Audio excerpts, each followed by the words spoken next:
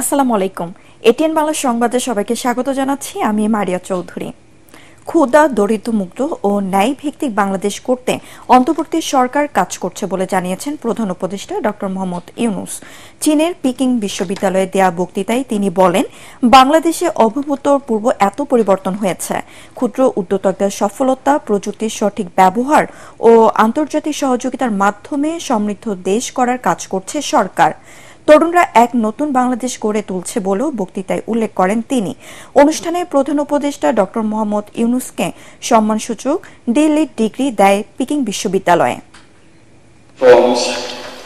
We are embarked on a series of reforms to make governance transparent and democratic, to ensure economic policies which are inclusive, and to guarantee that every individual has equal opportunity to flourish. Our reform initiatives are at the top of our priority. Our goal is definite. Our work plan is exhaustive.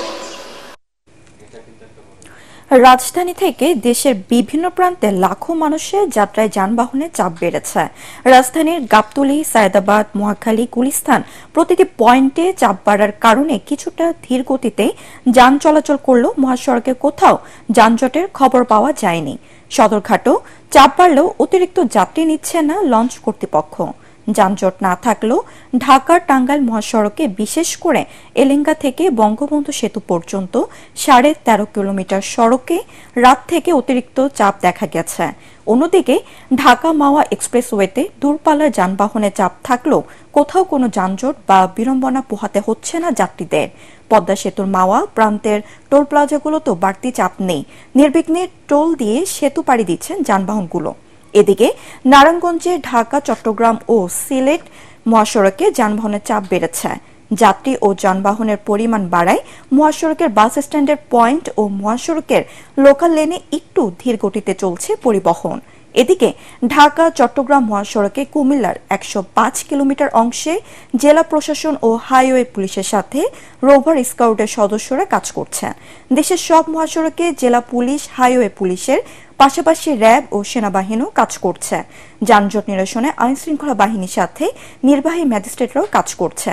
এছাড়া সড়কে শৃঙ্খলা ঠিক রাখা সহ রাতের বেলায় মহাসড়কে চুরি ডাকাতি রোধে বাড়ানো হয়েছে গোয়েন্দা নজরদারি।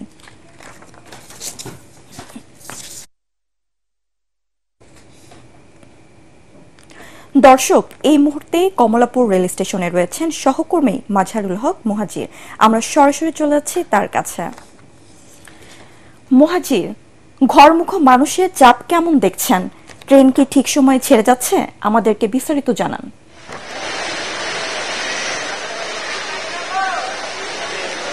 মারিয়া, যদি বলি আমার কাছে মনেই হচ্ছে না যে আমি কোনো ঈদ যাত্রার কোনো খবর সংগ্রহে আসলে এসেছি। আমার কাছে মনে হচ্ছে যে আমি খুব সাধারণ যে রেল স্টেশন থাকে, অবস্থা থাকে, সেই অবস্থানে আছি, সেই সময়টাতে আছি। কারণ আমরা ঈদ যাত্রা বলতে গেলে যে ধরনের উপচে পড়া মানুষের ঢল দেখি, এই কমলাপুর রেলওয়ে স্টেশনে এখন সেই অবস্থা একেবারেই নেই। মুহাজির, আপনাকে ধন্যবাদ। ঈদযাত্রায় ঘরমুখো যাত্রী ও যানবাহনের চাপ বেড়েছে পাটুরিয়া, দৌলতদিয়া ও আরিচা কাজিরহাট নৌ রুটে। দেশের দক্ষিণ পশ্চিমাঞ্চলে 21 জেলার মানুষের যাতায়াতের অন্যতম প্রবেশদ্বার এই দুই নৌ রুটে চাপ বাড়লেও নেই কোনো ভোগান্তি। মানিকগঞ্জ প্রতিনিধি শহীদুল ইসলামের সুজনের পাঠানো রিপোর্ট জানাচ্ছেন আসিফুর রহমান সাগর।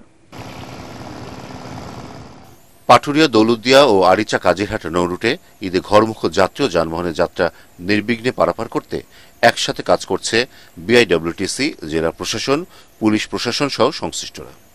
ঈদের আগে যাত্রীর চাপ বাড়লেও কোন রকম ভোগান্তি ছাড়াই পারাপার হতে পেরে খুশি দেশের দক্ষিণ পশ্চিমাঞ্চলের 21 জেলার মানুষ।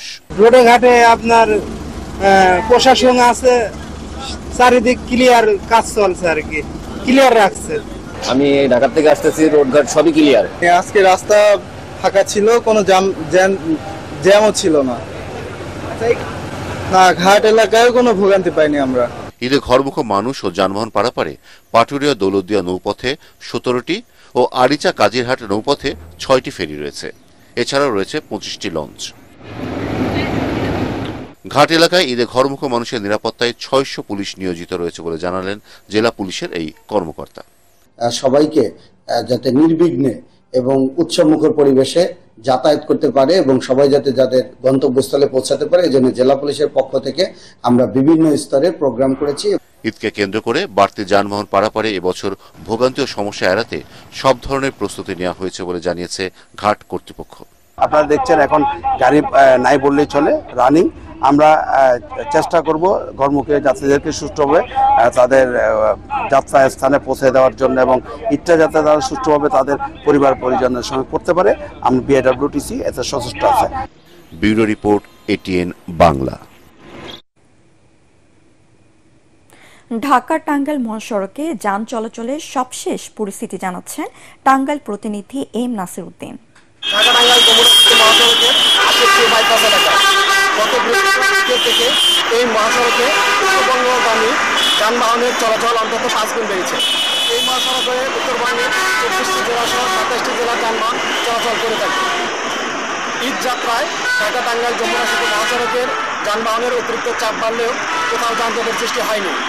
আর এই যানজট ছাড়া বাড়ি ফিরতে পেরে খুশি অনেকে। তবে রাস্তায় যাত্রীবাহী বাসে বেশি ভাড়ার অভিযোগ থাকায় স্বল্প আয়ের মানুষ ট্রাক, পিকআপ, মোটরসাইকেল ও ট্রেনের ছাদে করে দুর্ঘটনা। জাতীয় ঈদগাহের সকল প্রস্তুতি সম্পন্ন বলে জানিয়েছেন ঢাকা দক্ষিণ সিটি কর্পোরেশনের প্রশাসক মোহাম্মদ শাহজাহান মিয়া। তিনি বলেন, ঈদের জামাত সুষ্ঠুভাবে সম্পন্ন করতে সকল ধরনের সুবিধা নিশ্চিত করার পাশাপাশি নিরাপত্তা জোরদার করা হয়েছে। লাগানো হয়েছে সিসিটিভি ক্যামেরা। তাৎক্ষণিকভাবে অসুস্থতার জন্য 2টি স্বাস্থ্যকেন্দ্র খোলা হয়েছে জানিয়ে প্রশাসক আশা করছে। বলেন, জাতীয় ঈদগাহে রাষ্ট্রপতি ও প্রধান উপদেষ্টা ঈদের নামাজ আদায় করবেন। মাঠে 35,000 মুসল্লি ও ভিআইপি জোনে 250 মুসল্লি একসাথে নামাজ আদায় করতে পারবেন। এছাড়া নারীদের জন্য থাকছে আলাদা ব্যবস্থা। ঈদের প্রথম জামাত 8:30টায় অনুষ্ঠিত হবে বলে জানান প্রশাসক। তবে দুর্যোগপূর্ণ আবহাওয়া হলে 9টায় বাইতুল মোকাররম মসজিদে ঈদের প্রধান জামাত অনুষ্ঠিত হওয়ার কথা রয়েছে। সম্মানিত নাগরিকগণ, যারা ঈদের জামাতে এখানে আদায় করতে আসবেন, 2টো গেট দিয়ে তারা প্রবেশ করবেন এবং যারা ভিভিআইপি থাকবেন তাদের জন্য আলাদা গেট থাকবে, তারা আলাদা গেট দিয়ে এখানে প্রবেশ করবেন। এছাড়া মহিলাদের জন্য আমাদের সুব্যবস্থা আছে, তাদের জন্য পৃথক আমরা প্রবেশের ব্যবস্থা রেখেছি। সার্বিক নিরাপত্তা নিশ্চিত করতে পুলিশ, র্যাব এবং অন্যান্য আইনশৃঙ্খলা বাহিনীর মোতায়েন থাকবে।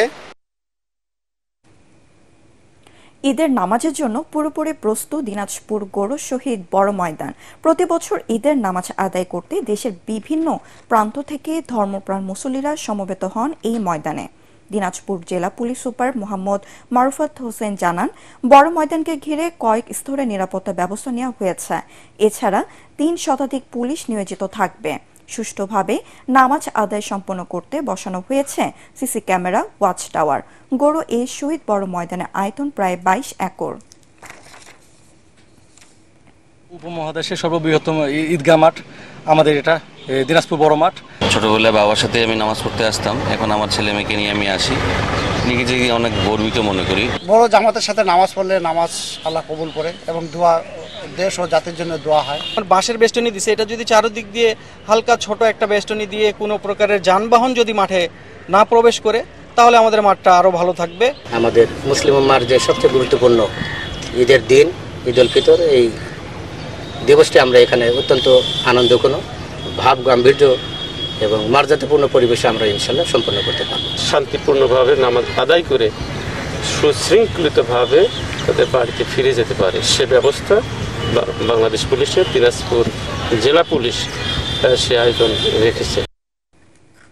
মিয়ানমার ও থাইল্যান্ডে শক্তিশালী ভূমিকম্পে আহত ও নিহতের প্রতি গভীর সমবেদনা জানিয়েছেন বিএনপির ভারপ্রাপ্ত চেয়ারম্যান তারেক রহমান। এক টুইট বার্তায় তিনি গভীর শোক এ সমবেদনা জানান। বাংলাদেশের জনগণ মিয়ানমার ও থাইল্যান্ডের সাথে সংহতি প্রকাশ করছে বলেও জানান তিনি।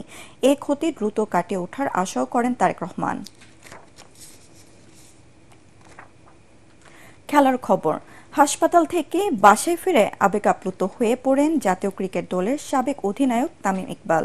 হার্ট অ্যাটাকের পর সবার কাছ থেকে পাওয়া সহযোগিতা, সমর্থন ও ভালোবাসার পরশে কৃতজ্ঞতায় পূর্ণ তিনি। শুক্রবার রাতে সামাজিক মাধ্যমে দেশসেরা এই ওপেনার কঠিনতম সময়ে পাওয়া সমর্থনের জন্য সবার প্রতি ধন্যবাদ ও কৃতজ্ঞতা জানান। তিনি উথাল পাথাল এই 4টি দিনে নতুন জীবন ফিরে পাওয়ার জন্য সৃষ্টিকর্তার প্রতি কৃতজ্ঞতা জানিয়ে বলেন, চারপাশের জগৎকে নতুন করে আবিষ্কার করেছে। গত সোমবার বিকেএসপিতে ঢাকা প্রিমিয়ার লিগের ম্যাচে টস করার পর ম্যাসিভ হার্ট অ্যাটাক হয় মোহামেডান স্পোর্টিং ক্লাবের অধিনায়ক তামিম ইকবালের।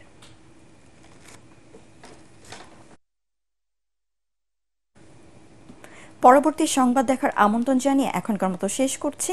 এটিএন বাংলা সংবাদ ইউটিউবে দেখতে ব্রাউজ করুন youtube/ATN Bangla News। ধন্যবাদ সবাইকে।